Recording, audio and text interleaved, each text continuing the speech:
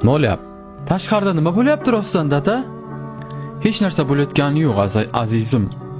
Ki o'yinni davom ettiraylik. Bu tovush nimaniki?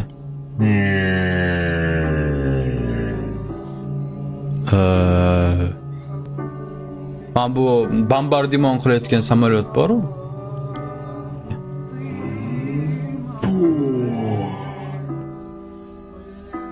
Bomban tovushi. Nima uchun yosh bola bunaqa ma'lumotlar bilish kerak? Yosh bola bo'lsa agar. Azizim, meni eshit. Agarda sen ushbu tovushni eshitsang, bombalarni va bombardimon samolyotlarni qo'rqmagin, xo'pmi? Agarda bu tovushlarni eshitsang, sen kulishing kerak. Mana shunaqa qil, xo'pmi? Nima uchun? Xo'p, mayli dada. Yaxshi qizalog'im.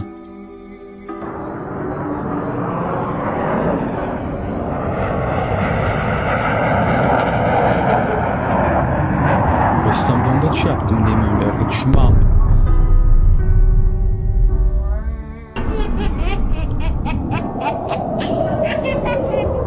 Men o'zim boshqacha his qilib boshlayapman, lekin bolalar olmaganlar. Yuragimda qanaqadir bir g'ashlik o'zi.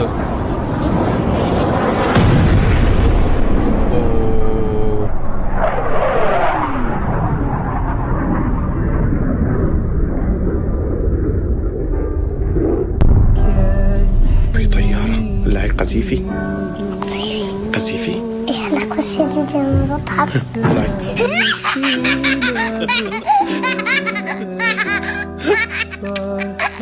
بضحك ماو قذيفي بضحك shunaqa bir qisqagina epizod bilan ko'rsatib bera olish mumkinligini, shunchaki men qanaqadir bir navbatdagi horror yoki bir shu qanaqadir bir kutilmagan skrimerli bema'no o'yinlardan biri deb o'ylagandim.